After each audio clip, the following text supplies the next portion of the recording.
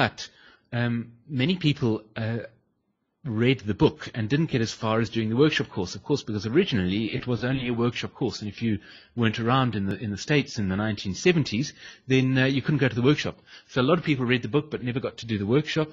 In the year 2000, Traders Press started publishing the workshop again. They started republishing it. They took over the copyright on the course and they started publishing it, so it is now available to everybody worldwide, and you can buy J.M. Hurst's Cycles course from Traders Press. So that's the sort of introduction. Now let's get down to the detail. I see there are some chat messages. Charles Knight saying, is Hurst still alive? He passed away in 2005. That's right. In fact, on a sort of a personal level, two rather extraordinary things happened to me. The one is that the month in which Hurst passed away in 2005 happened to be the month that I started work on Sentient Trader, just completely extraordinarily. That month I started working on Sentient Trader, and I only discovered 3 years later, when I thought I'm going to try and track down J.M. Hurst and show him Sentient Trader and see what he thinks, that I discovered that sadly he passed away in the same month that I started working on the project. There's another strange coincidence that has to do with Brian Millard, but I'll mention that in a moment, because let's start getting down to the basics of what we're going to speak about today. Right, in Hurst's book, let me end this presentation. There we go, and let me bring up an interesting looking chart, and this is the first thing I'm going to speak about in Hurst's book, Profit Magic of Stock Transaction Timing. First of all, in Hurst's book, Profit Magic of Stock Transaction Timing, he starts off in the book, and I'm not making this whole webinar sort of a presentation of the book. Sorry, I'm not going to sort of present a slideshow of the book. It's really just a matter of connecting the lines between the book and Sentient Trader. So I'm going to sort of gloss over details, and I'm not going to sort of show you the table of contents and so on. But basically, in Hurst's book, Profit Magic, he starts off by explaining the 9 principles that underlie his cyclic theory. Now, I don't know about you, but every time I read a list of principles, my eyes tend to glaze over and I lose interest. And by the time I'm into the 3rd principle, I've kind of forgotten what the first and second one were. Here's an example, and we'll see how long you can all sort of stay tuned. The first principle is the principle of commonality, which explains that price movements in financial markets have a lot in common with each other. The second principle is cyclicality, which states that the financial markets move in a way that is cyclical. In other words, they go up and down like cycles do. The third principle, and I might now start getting things a little bit out of order, but the third principle is the principle of proportionality, I believe, which indicates that the longer the cycle, the greater the amplitude. The fourth principle is the principle of harmonicity, and then you get the principle of synchronicity. And I don't know if you see what I mean, but when I start hearing the third principle, I rather lose interest. And I must say that happened to me when I read Hurst's book, Profit Magic of Stock Transaction Timing. I found the principles really heavy going. And I waded through all the material about the principles, and I got to the interesting material that came after it. The reason why I say that is because, in fact, the principles are absolutely fundamental to Hurst's cyclic theory and working with it, and they're absolutely fundamental to absolutely everything, from performing an analysis to doing your trading to answering questions and all that kind of thing. So I was severely disadvantaged for a long time because I didn't focus on the principles and I didn't really understand them properly. So now whenever I talk about Hurst's cyclic theory, I try to rush past the principles because I think people switch off. But we always come back to them and dwell on them because they're really, really important. To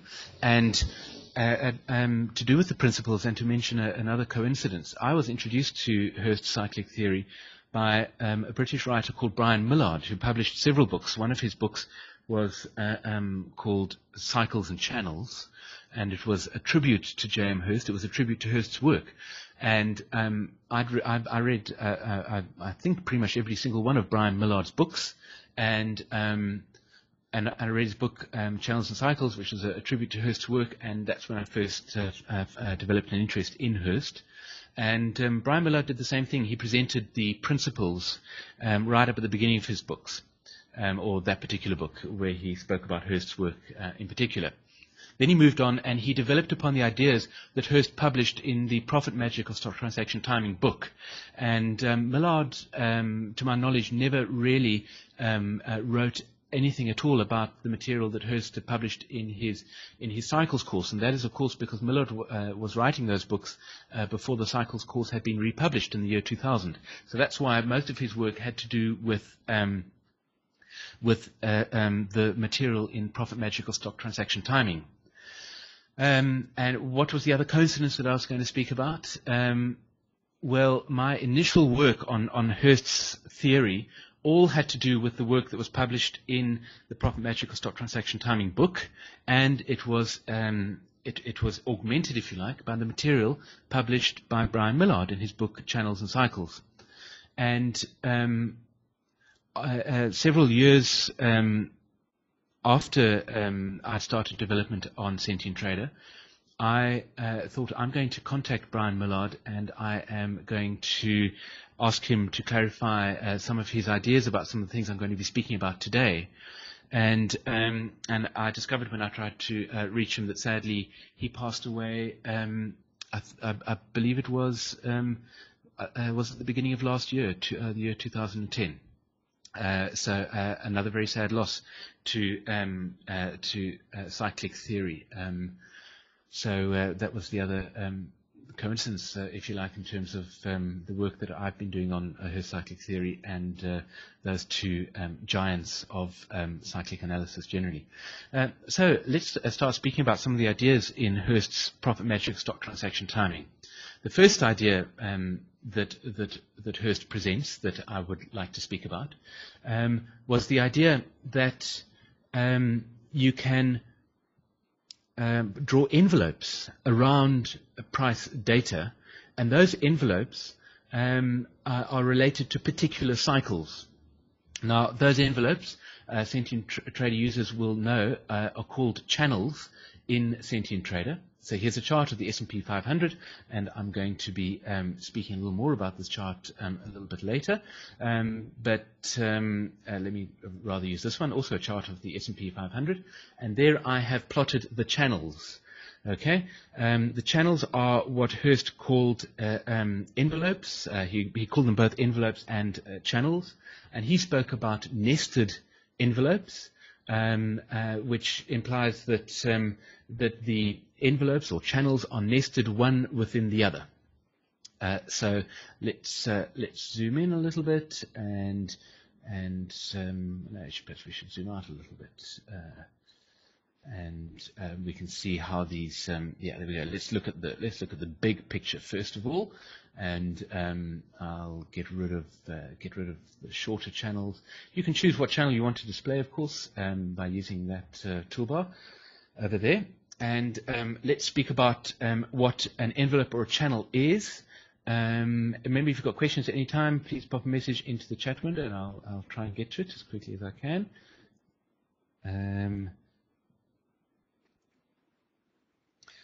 Right. So what is a channel? Let me display one of them first. And okay. I'm using a wireless mouse, and my battery, I think, is failing, so I'm sorry if some of this takes a little while. I'm never again going to buy a wireless mouse and keyboard. It's the most frustrating thing. Okay, all right. So here you can see a single channel. I don't think I need to draw over it. You can see it. It's an envelope, and this envelope includes most of the price movement. You'll notice that over here, the price dropped below that envelope, so it doesn't include all of it. Envelopes are constructed to include 95% of all price movement. So out of all the bars in this chart, this is the envelope or the channel which includes 95% of all the price movement, and there is the extra 5% of the price movement. Oh no, I beg your pardon, 97% of price movement. So that is 3% of the price movement down below over there. Now, how is the channel constructed? The channel is constructed on the basis of a moving average. All right. Now, I'm sure you all know what a moving average is. In case you don't, what you do is you take the average price over a certain number of bars. So let's say you're looking at a moving average over 100 bars. You take the average price over 100 bars. In other words, you add up the price over all 100 bars and you divide it by 100. It gives you the average price over those 100 bars. Hurst claimed that you should only ever work with a displaced moving average. What does that mean? Well, it means the moving average is plotted on your chart, displaced into the past. Okay, so why do you do that?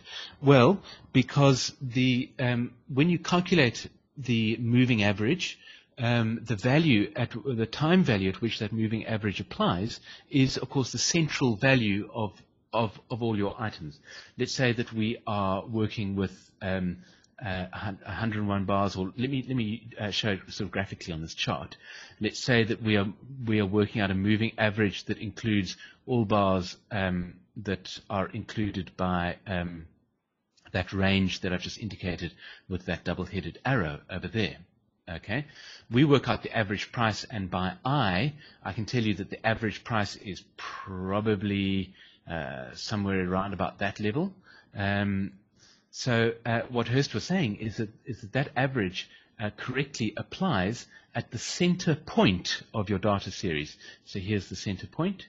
So therefore, you should plot that average there, at the center point of all the items that you have calculated the average over.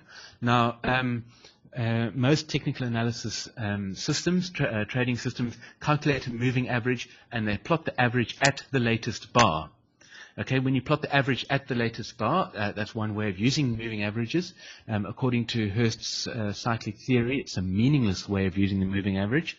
But anyway, regardless of that, it's actually similar to creating an FLD. But let me not digress. The moving average used by Hurst is a displaced into the past moving average. Is displaced into the past by half the amount of time over which the moving average has been calculated. Andy has a question there. I think Hurst did the channels graphically and Millard introduced the idea of using averages for them. Is that right? Andy, you might very well be right. Certainly Millard wrote in great detail about using the averages and different ways of calculating averages and so on. Whether Hurst ever wrote about calculating